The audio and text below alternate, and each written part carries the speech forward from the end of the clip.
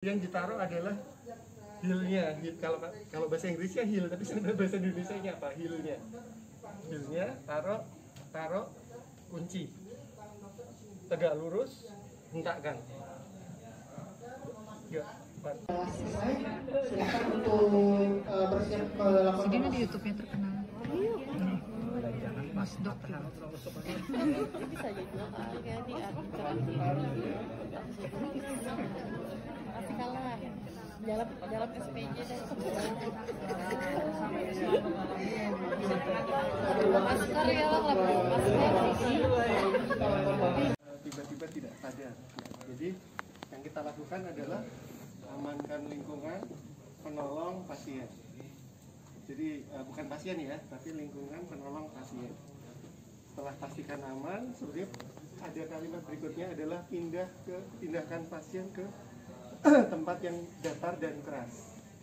Cuman ini memang agak rumit karena kalau datar dan keras itu mungkin kalau di meja praktek dokter mungkin ya harus diturunkan ke bawah memang. Kalau berada di bed tempat tidur yang di rumah sakit itu kita harus memasang yang namanya papan resusitasi di balik bahunya. Karena kalau hanya busa saja pada saat kita kompresi ikut tertekan, jadi tidak efektif. Setelah pindahkan ke tempat datar dan keras, kita mengecek respon, panggil dulu. Kalau tidak respon, kita memberikan rangsang nyeri. Setelah itu, minta bantuan. Tolong ada pasien tidak sadar di mana, gitu ya. Minta diambilkan apa, biasanya itu. Setelah itu, kita melakukan pembebasan jalan nafas menggunakan head chin lift. Head lift, chin lift, look, listen, and feel. Melihat dadanya, naik turun atau tidak, listen telinganya ya. Setelah itu kita melepas satu tangan kita untuk melakukan pengecekan arteri karotis. 3 jari minimal letakkan di tengah dulu, Adam apple, geser ke kanan atau ke kiri 1-2 cm. Jadi gini ya, kita nggak pernah meriksa gini, tapi gini langsung. Setelah settingnya tadi, setelah kita periksa, kalau pasien tersebut nafas ada, nadi ada, aman, berarti kita melakukan recovery position. Dimiringkan tadi ya, memang lebih disarankan miring ke sana, ke kiri. Tangannya yang bagian atas diganjalkan sebagai bantal, kaki yang di atas ditekuk ke atas, dimiringkan di sana. Pada posisi itu, kalau ada cairan yang terlendar di mulut, dia akan keluar sendiri. Jadi tidak terjadi aspirasi. Itu setting pertama, ada nafas, ada nadi. Setting kedua adalah tidak ada nafas, ada nadi. Kalau tidak ada nafas, yang kita lakukan adalah langsung kita memberikan nafas bantu ke pasien tersebut. 1 detik 6 kali. Nah, kantor kan dokter. 6 detik 1 kali ya, bukan 1 detik 6 kali ya. 6 detik 1 kali. Jadi 1, 2, 3, 4, 5, 6 kita berikan nafas. Kalau kami ini pakai ini soalnya senjatanya. Jadi 1, 2, 3, 4, tidak boleh gitu sih, harusnya dari atas ini. 1, 2, 3, 4, 5, nah 1, 2, 3, 4, 5. Jadi menghitung 1, 2, 3, 4, 5, 6. Jadi gitu ya. Yang dilihat adalah dadanya. Dadanya cukup sedikit mengembang. Jadi tidak boleh makan 45, tidak boleh. Itu nanti hubungannya dengan volume 3. Ini kurang lebih 1.500, sedangkan pasien rata-rata 300 sampai 500 cc. Jadi bisa dibayangkan berapa kali lipatnya kalau kita memberikan semua. Jadi cukup melihat sedikit terangkat.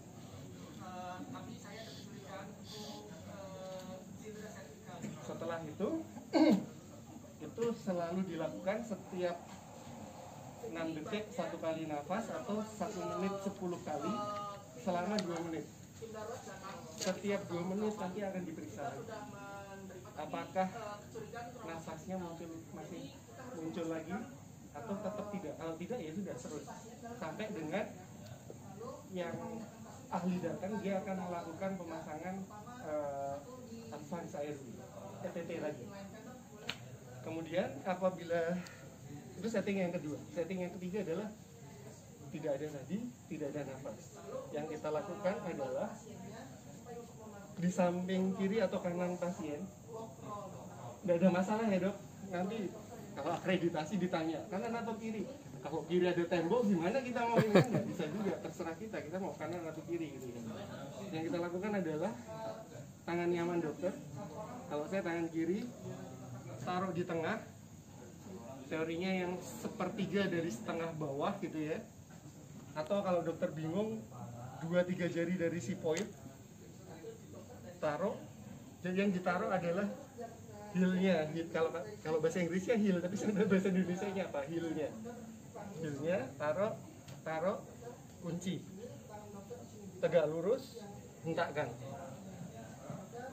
3, 4, 5, 6, 7, 8, 9, 10 sampai 30. Setelah 30 naik ke atas lagi. Kita mau lewat mulut atau lewat hidung ya. Kalau lewat hidung mulutnya tutup, kalau lewat mulut hidungnya ditutup.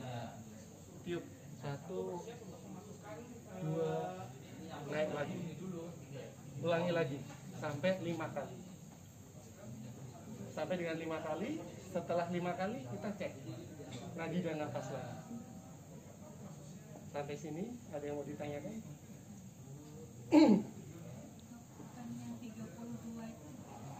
Iya tadi 32. Iya 32 5 kali. 32 sampai 5 kali. Maaf saya pakai masker bukan karena batuk pilek aja.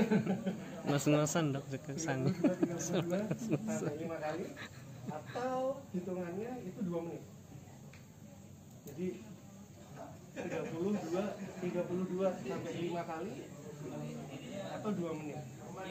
Perbedaannya nanti 2 menit atau 5 siklus itu pada saat tadi sudah dipasang advance ARV. Kan tidak 32 lagi, tapi yang satu 100, yang satu 20 kali per menit yang nafas. Nah yang itu dihitungnya per 2 menit untuk melakukan pengecekan nadi dan nafas.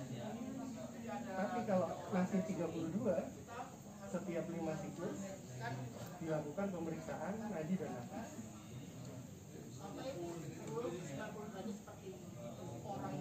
Ya, ada lagi yang mau ditanyakan? Baik, kalau tidak ada, nah setelah kita melakukan terus seperti itu tadi ya, nah, nanti kapan berhentinya tadi? Kelelahan saya selalu mintanya itu yang paling akhir karena pasti lelah. Jadi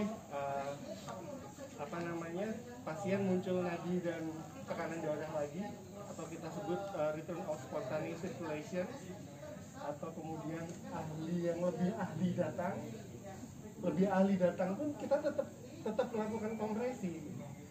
Jadi yang sering missnya tadi yang saya bilang, orang nelpon pasien henti jantung tapi hanya nelpon, tidak melakukan resusitasi. Itu biasanya udah kami yang datang cuma menyatakan aja, tidak menyatakan sudah meninggal saja, tidak bisa melakukan kompresi seharusnya kalau sesuai ahli. Terus setelah kita melakukan terus gitu ya, datang yang ahli, dia akan membawa AED atau mesin defibrilator. Nah yang ini AED, yang ini defibrilator. AED dan defibrilator. Kalau datang AED, kita bisa langsung memasang. Di sini biasanya sudah tercanter ini mana yang tempatnya itu ya. Satu di sini, satu di sini. Stay calm. Check responsiveness. Call for help. Attach intake pads to patient's bare chest. Kalau AED dia akan ininya yang akan memandu kita. Apa yang harus kita lakukan? Gitu ya. Attach defib pads to patient's bare chest. Attach, tempel. ini Attach defib pads to patient's bare chest. nggak bisa ditempel ini. Cuma nanti setelah ditempel, yang kompresi tetap ya. Jadi tadi aturannya adalah kompresi tetap dilakukan. Kalau berhenti tidak boleh lebih dari 10 detik. 10 detik. Apapun yang kita kerjakan tidak boleh lebih dari 10 detik. Nah, jadi pada saat ada tim lain yang mempersiapkan memasang ini, yang kompresi tetap kompresi. 32 tetap dikerjakan. Setelah ready semua, sesuai siklusnya, 2 menit, kita lepas. Yang diperiksa adalah iramanya dulu. Jadi tidak langsung di C-sharp, tapi yang diperiksa irama dulu, irama jantung. Nah, nanti irama jantung, kalau kita menggunakan ini, dia akan ngomong, oh iramanya adalah ventricle fibrilasi, DC shock. Oh, asystole, berarti tetap dilakukan kompresi. Iramanya cuma 4. V yang dilakukan DC shock atau istilahnya shockable itu ventricle fibrilasi atau ventricle tachycardia tanpa nadi. Kemudian irama yang unshockable cuma 2, asystole atau PEA, pulseless electrical activity. Yang perlu diingat adalah semuanya tanpa nadi. Pulseless electrical activity tanpa nadi berarti pulseless. Ventricle tachycardia tanpa nadi juga. Cuman bedanya kalau ventricle berarti dia DC shock, yang A tidak DC shock. Nah, setelah ternyata pasiennya mengalami ventricle fibrilasi misalnya ya, berarti perintah DC shock. Setelah DC shock dilakukan, yang dikerjakan selanjutnya adalah langsung kompresi lagi. Jadi tidak ngecek iramanya apa, enggak, tapi kita langsung kompresi langsung. Kompresi 5 kali atau 2 menit, baru kita melakukan pengecekan irama lagi. Nah, itu berulang terus, nanti algoritmenya akan terlihat berulang terus seperti itu. Sampai sini ada yang mau ditanyakan? Masih bingung.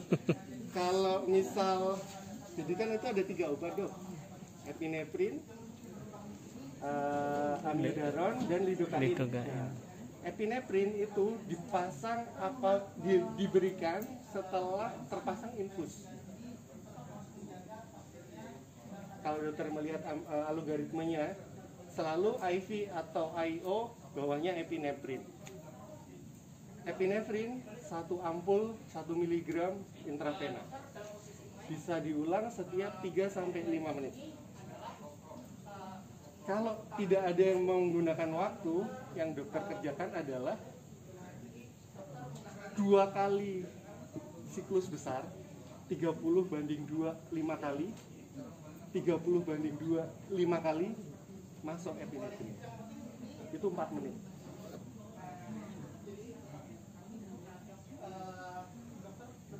Bisa di ini kan kita melakukan pengecekan tanda vital itu kan setiap 2 menit atau 30/2 5 kali. Jadi untuk melakukan pemberian epinefrin, untuk mempermudah kita, epinefrin itu kan diberikan 3-5 menit. Berarti 2 kali tadi, 2 kali 2 menit atau 2 kali 30/2 5 kali kita berikan 1. Jadi 4 menit. Untuk mempermudah kita dalam ini, karena kadang-kadang nggak akan ada yang menghitung jam. Kecuali kalau center besar biasanya ada, dia yang nulis jam. Tapi kalau tempat lain biasanya tidak ada. Oke. Kapan berhenti tadi? Ada berdasarkan waktu, ada berdasarkan muncul tanda vital pasien, kemudian ahli datang, kita serah terimakan ke mereka, kemudian penolong kelelahan, muncul tanda pasti kematian, salah satunya refleks, tidak ada refleks cahaya, tidak ada, pupilnya besar maksimal, kemudian yang terakhir kita pakai patokan waktu, setiap center berbeda. Yang saya tahu misal kalau kita di Rumah Sakit ULIN 30 menit, kalau kita di UI 1 jam. Tapi kalau kita berdasarkan AHA 2020 itu 20 menit bisa dinyatakan sudah selesai.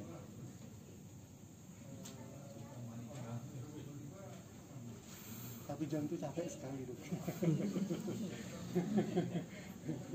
Sangat capek. Nah, ada yang mau ditanyakan atau dokter mau mencoba? Ini kebetulan alatnya lumayan bagus, jadi di sini terlihat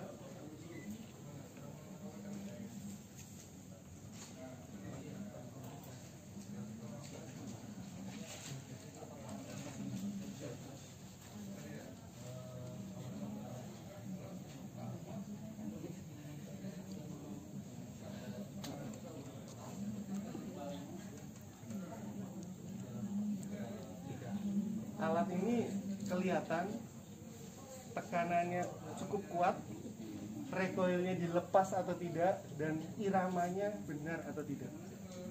Nah, kalau A tujuannya pakai ini soalnya. Jadi langsung terlihat. Nah, di Amerika sendiri sebetulnya apa yang kita lakukan? Waktu 10 menit sebelum rotasi, silakan dimanfaatkan. Terima kasih. Resusitasi itu, kompresi jantung itu secara teori kalau di Amerika 60% bisa mengerjakan dengan benar, itu sudah dikatakan cukup. Lebih bagus lagi 80%. Jadi tidak ada yang 100%. Nah, di situ akan terlihat di mesin ini berapa persen sih kita. Ada yang mau ditanyakan? Kira-kira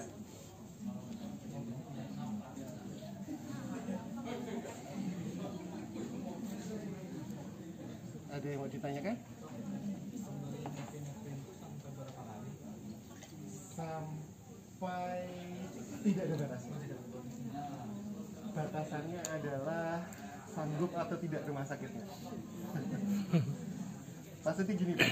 Kita kan ada ini, Dok. Kan kita ada acuan tadi, kapan berhenti itu. Jadi selama kita tidak menghentikan, kita bisa memberikan itu.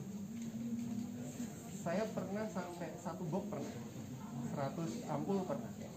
Tapi harus dipikirkan lagi, kalau nanti ada lagi yang meninggal, ada nggak barangnya?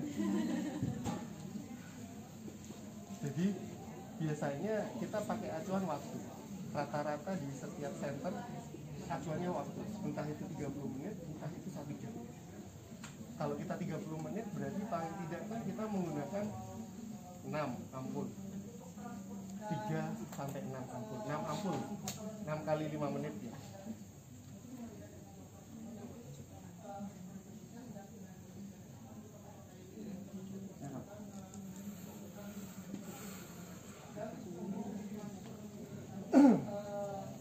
Ada lagi, Dok?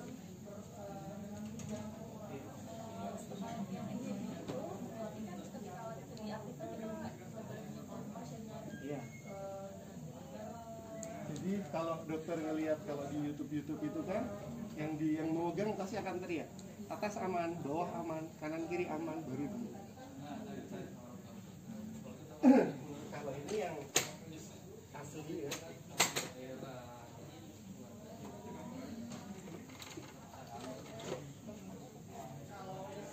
Dia akan bunyi, Dok.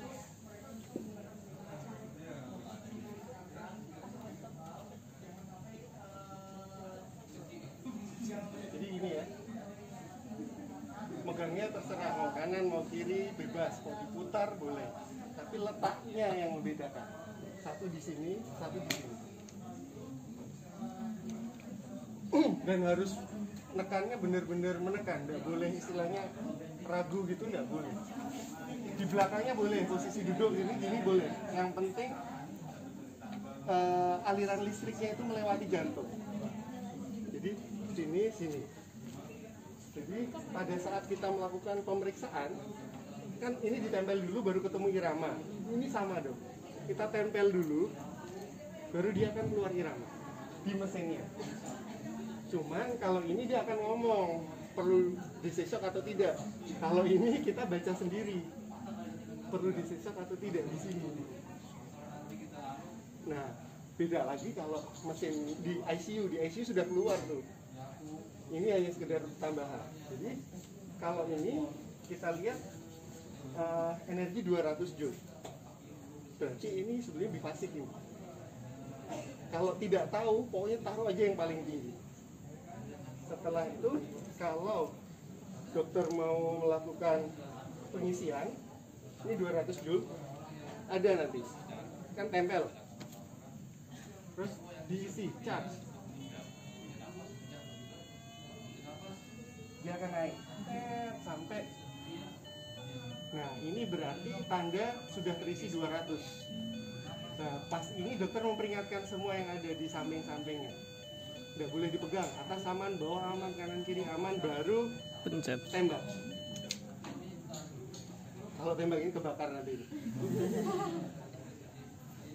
Setelah ini diangkat, kompresi lagi. Setelah 2 menit, baru kita cek lagi.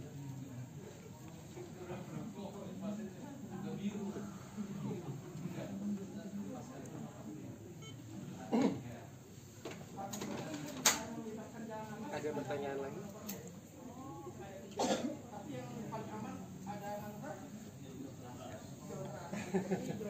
Ini untuk pengaruh. Ke tekanan ke bawah bagus, tapi dokter tidak melepas. Oh, Iya, kayak gitu dok. Tapi cepat. 1, 2, 3, 4, 5, 6, 7, 8, 9, 10. Itu dok. Kelihatannya memang ini, tapi tidak semudah yang di ini dok. tegak kayak gini ya dok? Iya, iya.